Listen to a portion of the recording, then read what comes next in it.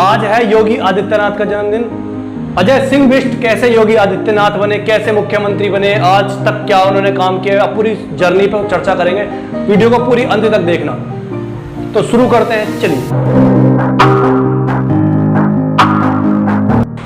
अजय सिंह बिष्ट का जन्म 5 जून 1972 को पौड़ी गढ़वाल उत्तराखंड में हुआ।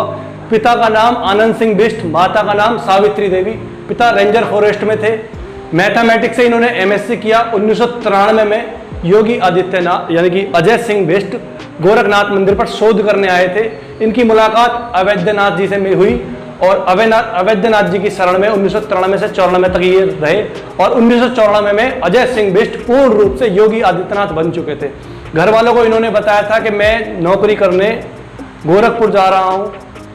उसके बाद 1998 से लेकर 2017 तक लगातार 5 बार ये गोरखपुर से सांसद रहे। आज उत्तर प्रदेश के मुख्यमंत्री हैं। इनके कामों को लेकर चर्चा करेंगे और जो पुराने वाले मुख्यमंत्री थे उत्तर प्रदेश में उनके कामों को लेकर जरूर चर्चा करेंगे, तुलना जरूर करेंगे। 2002 में योगी आदित्यनाथ ने एक हिंदू युवा वाहिनी नाम के संगठन की स्थापना की। 2008 में आपने संसद में एक वीडियो देखा होगा जिसमें योगी आदित्यनाथ फूट फूट कर रोए थे। 2008 में इनके ऊपर जानलेवा हमला हुआ, लगभग इनको मार ही डाला था, इस कंडीशन कर दी थी। उत्तर प्रदेश में मुलायम सिंह की सरकार थी उस समय और बहुत बुरा हाल हुआ, दंगे हुए उस समय। इनकी गाड़ियों पर हमला हुआ, पेट्रोल बम फेंके गए, पत्थरबाजी हुई। जब 2017 में उत्तर प्रदेश में बीजेपी की सरकार बनी तब किसी ने यह नहीं सोचा था कि योगी आदित्यनाथ उत्तर प्रदेश के मुख्यमंत्री बनेंगे, क्योंकि इनका दूर दूर तक कहीं से लिस्ट में नाम नहीं था। पर उत्तर प्रदेश बहुत बड़ा राज्य है और स्पेशल भी है। इसको चलाने के लिए बहुत अच्छे नेतृत्व की जरूरत है इस प्रदेश में।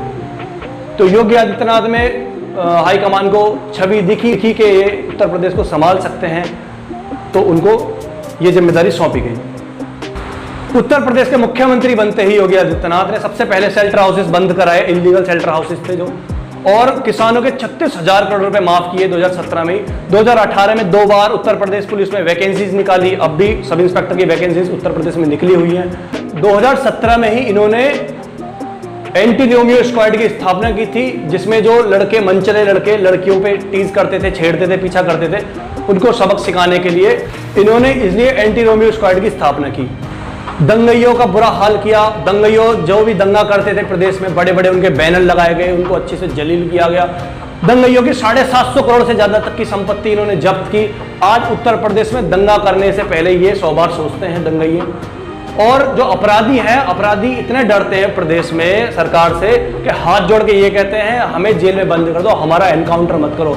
अगर किसी अपराधी को किसी जेल से दूसरी जेल में शिफ्ट किया जाता है तो उनको खतरा रहता है कब गाड़ी पलट जाएगी। एंटी भूमाफिया टास्क फोर्स, राजनीतिक संरक्षण में सरकारी जमीनों पर कब्जा होता था, ग्राम समाज की भूमियों पर कब्जा होता था। 1,53,000 मामले चिन्हित किए हम लोगों ने उत्तर प्रदेश में। हजारों हेक्टेयर भूमि बिना किसी प्रयास के स्वयं खाली हो चुकी है और जो बची है सूचीबद्ध हो चुके हैं। पर्व और त्योहार संपन्न होने दीजिए, एक बृहद अभियान चलेगा पूरे प्रदेश में भूमाफियाओं के खिलाफ। सत्ता के संरक्षण में जिन लोगों ने बहुत मलाई खाई है, ये सारी मलाई छुड़ाने का काम 1 महीने के अंदर हम लोग करने जा रहे हैं और कार्य कर रहे हैं। अब से 6 महीने पहले का अगर रिकॉर्ड देखो तो प्रदेश में आपको गाड़ियों पर, बाइकों पर किसी पे क्षत्रिय, किसी पे ब्राह्मण, किसी पे जाट, किसी पे गुर्जर, किसी पे पठान, किसी पे कुछ अपनी कास्ट लिखते थे। योगी सरकार ने सबको समान कर दिया। किसी की गाड़ी पे कुछ नहीं मिलेगा, अगर किसी की गाड़ी पे कुछ मिलेगा तो सीधा चालान होगा उसका। ये होती है समानता। अगर आप किसी भी कास्ट के हो तो आप अपने लिए हो। ढोल मत बजाओ इस चीज का कि मैं इस कास्ट का हूं, दंगई मत करो। आपने पहले के मुख्यमंत्री इसके जन्मदिन देखे थे? रानी विक्टोरिया की बग्गी मंगाई जाती थी, स्पेशल पब्लिक हॉलीडे किया जाता था, प्रदेश में पूरे में उत्सव के तौर पे मनाया जाता था। और सैफई महोत्सव करोड़ों रुपए खर्च करके ये हीरो हीरोइन को बुला के डांस वगैरह करवाते थे और बग्गी में पूरा माहौल बनाया जाता था। इनके किसी मुख्यमंत्री के प्रदेश में मैं बता दूं, लंदन से पर्स आते थे 15-15 लाख रुपए के। बाल कटवाने ये जापान जाते थे महाराज। अगर इन्होंने विकास किया ना कुछ ने पिछले वालों ने, तो केवल और केवल अपने क्षेत्र में, जिस जिले से ये बिलोंग करते हैं उस जिले में इनका विकास है। जबकि योगी आदित्यनाथ का आपको ऐसा कुछ भी देखने को ऐसा नहीं मिलेगा किसी स्पेशल शहर में किया, पूरे प्रदेश में विकास किया इन्होंने। मैं विकास की अगर मैं बात कर लेता हूँ तो नोएडा में फिल्म सिटी बन रही है, 5 इंटरनेशनल एयरपोर्ट पे काम चल रहा है, जिसमें कि एक जेवर इंटरनेशनल एयरपोर्ट है, अयोध्या में इंटरनेशनल एयरपोर्ट बनाया जा रहा है। और एक्सप्रेसवे की अगर बात करूं, पूर्वांचल एक्सप्रेसवे लगभग बनकर तैयार है, बुंदेलखंड एक्सप्रेसवे पर काम हो रहा है और आपका गंगा एक्सप्रेसवे पर भी काम हो रहा है। पुराने वाले मुख्यमंत्री की उन्होंने अपनी संपत्ति, अपनी जेब भरी है, केवल अपने personal colleges, personal hospitals, personal hotels बनाए हैं। योगी आदित्यनाथ को अपनी आपको निजी संपत्ति का ऐसा कुछ देखने को नहीं मिलेगा। उनके खुद के परिवार में कोई आपको विधायक, सांसद या कोई बड़े पद पर नहीं मिलेगा। सिंपल जीवन, बिल्कुल साधारण तरीके से रहते हैं। और आप पुराने वाले सरकार में देख लो, ऐसा कोई बंदा होगा उनके परिवार में, रिश्तेदार में, जो मंत्री ना हो, जो कोई विधायक या सांसद या कोई एमएलसी या कुछ भी ना हो, ऐसा कोई पद ना हो। अगर मैं कोरोना काल की बात करूं, योगी आदित्यनाथ को खुद को कोरोना हो गया, फिर भी इन्होंने अपने अधिकारियों के साथ ऑनलाइन इंटरनेट से जुड़े रहे, वीडियो कॉल्स करते रहे। कोरोना खत्म होने के बाद ही इन्होंने एक दिन में 2-2, 3-3 जिलों के दौरे किए, जनता के बीच गए, देखा कि किस चीज की प्रदेश में क्या चीज की कमी पड़ रही है, कहाँ ऑक्सीजन की कमी है, वहां आपूर्ति कराई।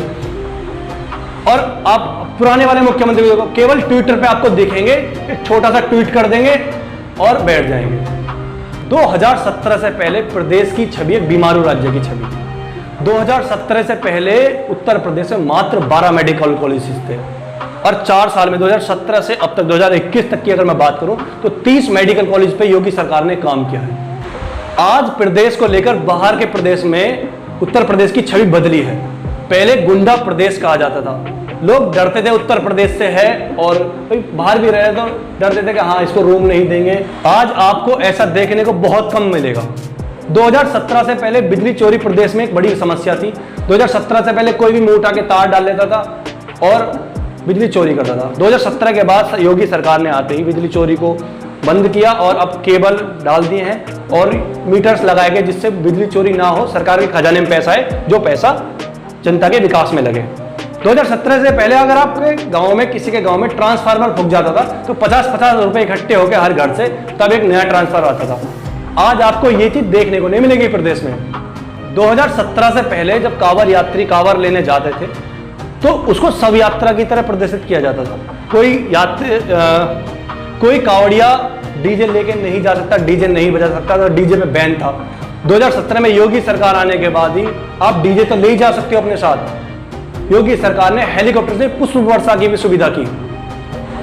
2017 से पहले के मुख्यमंत्री अगर किसी लड़के ने किसी लड़की का रेप कर दिया तो ये कह के टाल देते कि बच्चे हैं, इनसे गलतियां हो जाती हैं, क्योंकि वो उनकी कास्ट के थे। योगी आदित्यनाथ सरकार बनने के बाद आपको प्रदेश में ऐसा कहीं देखने को नहीं मिलेगा कि स्पेशल कि जाति के लिए इन्होंने प्रावधान किया हो या इसके लिए स्पेशल छूट दी गई हो और इसको ये स्पेशल मानते हो।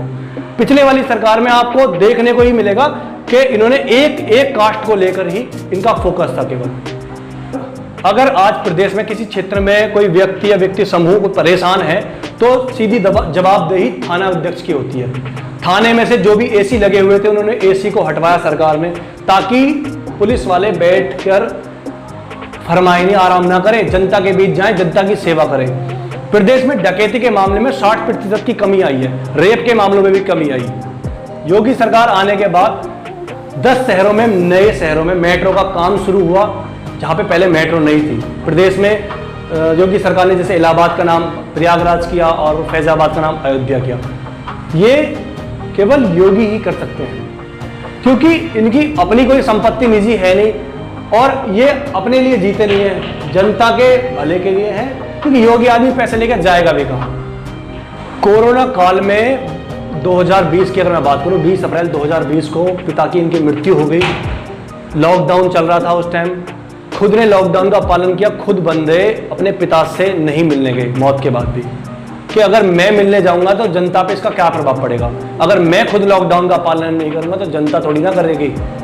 ऐसे मुख्यमंत्री को प्रदेश की जरूरत है। अब आप खुद सोचिए, क्या वो खाऊ चाटू मुख्यमंत्री प्रदेश में होने चाहिए या ऐसा कोई सन्यासी आदमी जिसका खुद का अपना परिवार, निजी परिवार ना हो, जनता को ही, प्रदेश को ही अपना परिवार मानता है, उसी के विकास के लिए, उसी के लिए बंदा जीता है।